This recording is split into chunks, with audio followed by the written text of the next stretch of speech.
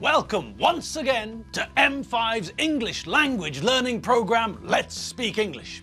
I'm Gav Duncan, and I'm here on your TV to help you learn English. Now, are you sitting comfortably? Yes? Good! And are you ready for today's lesson? Yes? Good! Okay, well, let's learn English together. And hello! School's out for summer! Yes, people, it's Friday, the best day of the week, even if we know that the other days of the week are pretty wonderful. Friday is the best of the bunch. Friday is the bee's knees. Friday is the cat's whiskers. Thursday may be Thursday, people, but we all know that Friday is Friday, don't we? Yes, of course we do. And what about today? I know what you're thinking. Did he fire 6 shots or only 5? Well, to tell you the truth, in all this excitement, I've kind of lost track myself. Hey, I got to know.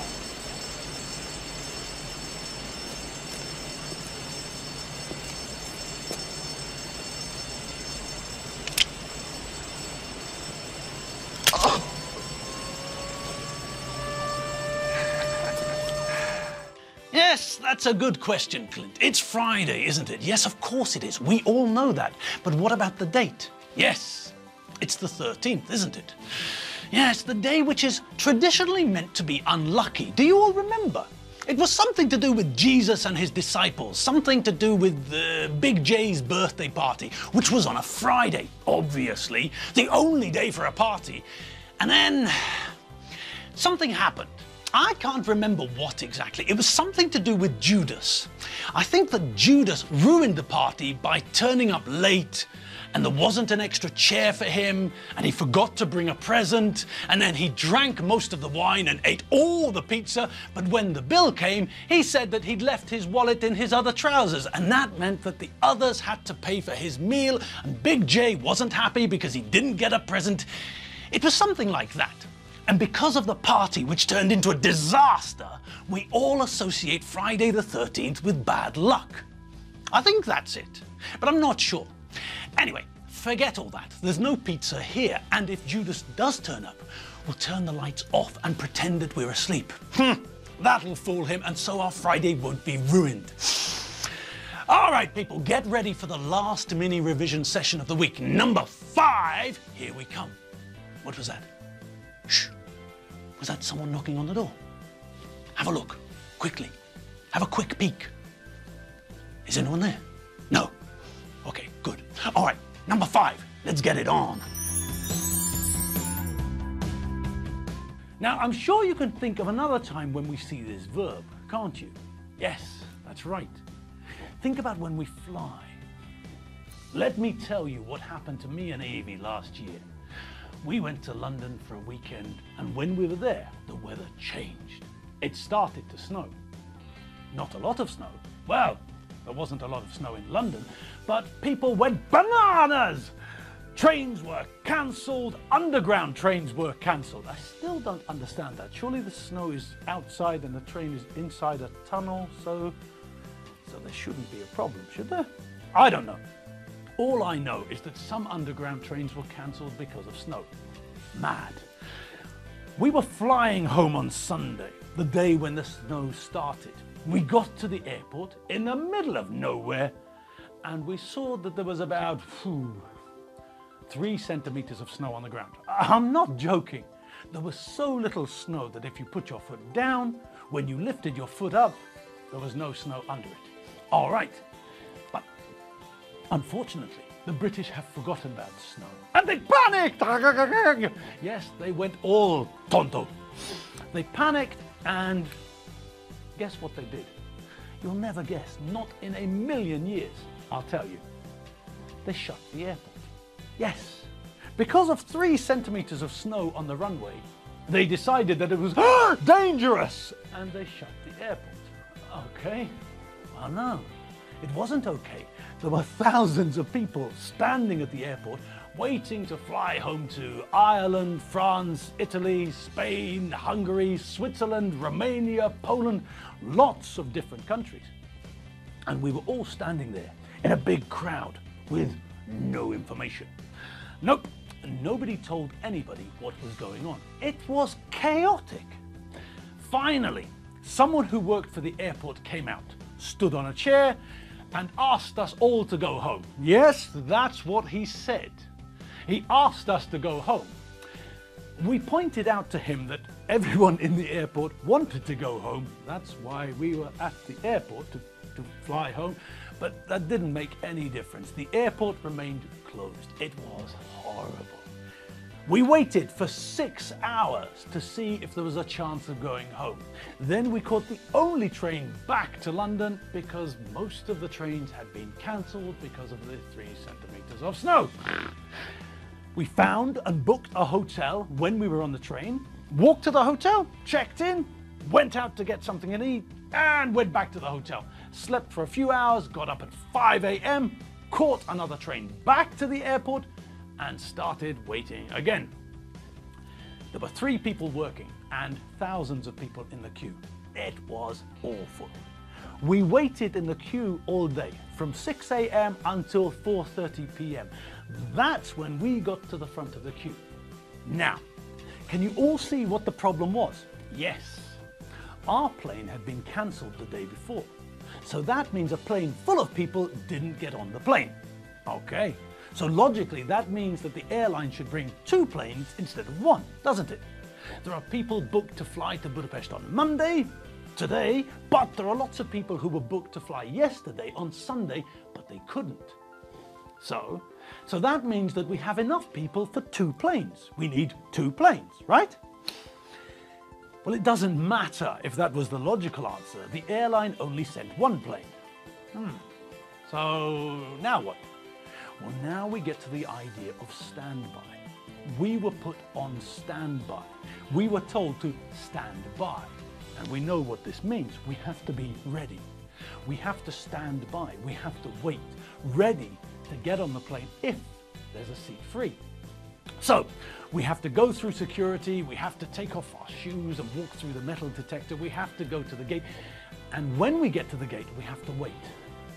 After everyone gets onto the plane, they see if there are any free seats, and then the standby passengers can get on. If there aren't any free seats, then you have to wait for the next plane and you can try again. All right, now most people know that normally there are at most a couple of free seats on an aeroplane. When we got to the plane, we found out that we were the last standby passengers. It wasn't only us. There were 4 people in front of us. We were numbers 5 and 6. So it didn't look very good.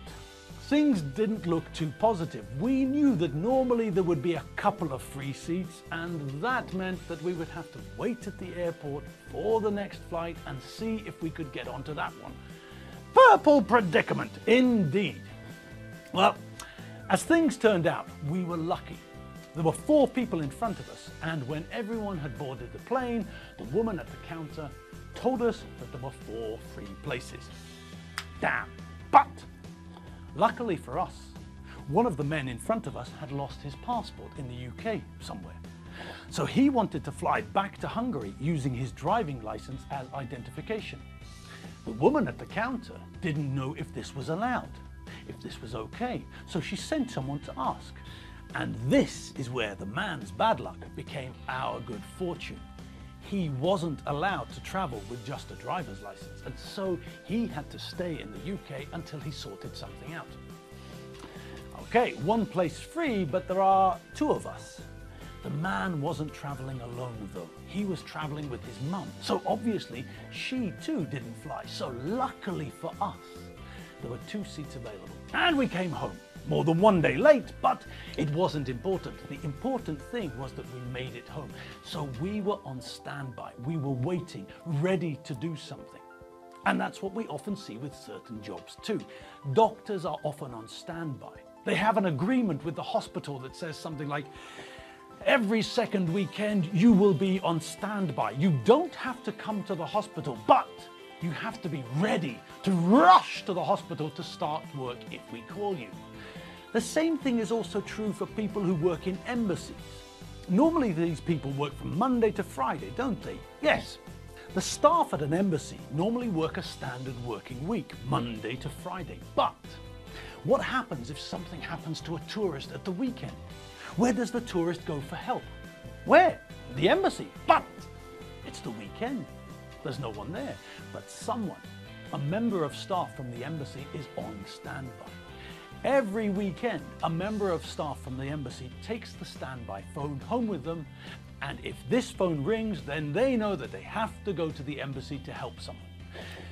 Now, obviously, being on standby, standing by, isn't wonderful for the person who's on standby. If you're on standby, then you know that you might have to go to work. This means that you have to be ready all the time. So you can't go to the pub with your friends and have a drink. You might have to go to work, so you can't drink. You can't go to a concert with your friends. You might not hear the phone call. Think about substitutes in football. Before they go onto the pitch to start playing, the coach or manager or someone tells them to start warming up, to start getting ready. After that, when their muscles are warm, what do? Yes, that's right. They stand by, they stand ready, waiting for the referee to say that they can join the game. They're standing by. They've been told to wait until someone gives them permission to do something.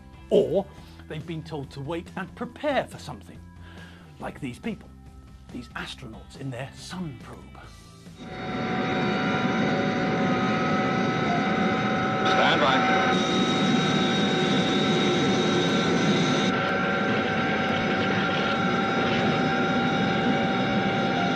Here we go. Of countdown coming up on computer. Countdown commencing now. Stand by to release lifting bodies. Standing by. Height 112,000 feet. Stand by. All right, so in that scene, we can see that the astronauts aren't waiting for permission to do something, but rather they're being told to get ready for something. Stand by also means be ready. So, if we think about the two doctors in the theatre, then which meaning are we using? Yes, when one doctor was performing CPR and the other doctor was standing by, then the second doctor, the one who was standing by, was just waiting, not for permission, but waiting, paying attention to what was going on, waiting, ready in case he is needed. And now, of course, we're getting to the stage of the day when the excitement of Friday is still on standby, but not for very much longer. And that's it. Yes, we're done. We're done for the week. This mini revision session is done, dusted, and now we can start the fun. Well, not right now. Friday is still gathering strength. So there's plenty of time for you to do some cleaning, put a wash on, turn the dishwasher on, something like that. Or, if you've done all your chores, then you could always take the dog for a walk, or give the cat some milk, or talk to the parrot, or play with the orangutan. If you've got an orangutan, that is. Anyway, whatever you do, make sure you have fun doing it. And if Judas turns up and tries to ruin the party, tell him to go home and fetch his wallet before you let him order anything from the menu. And last but not least, remember the drill, people. Remember the drill. Shower or bath, hot water, shampoo, soap, towel dry, and then the magic ingredient, antiperspirant. Make sure that you that is, do not smell like a homeless dinosaur's armpit when you hit the town. I'll see you all on Monday, people. Have a fantastic weekend. And if you bump into Chief Mangasuta Buthelezi, just remind him that I'm still waiting, okay? All right, see you all on Monday. See you after the weekend. www.mediaclick.hu. Bye.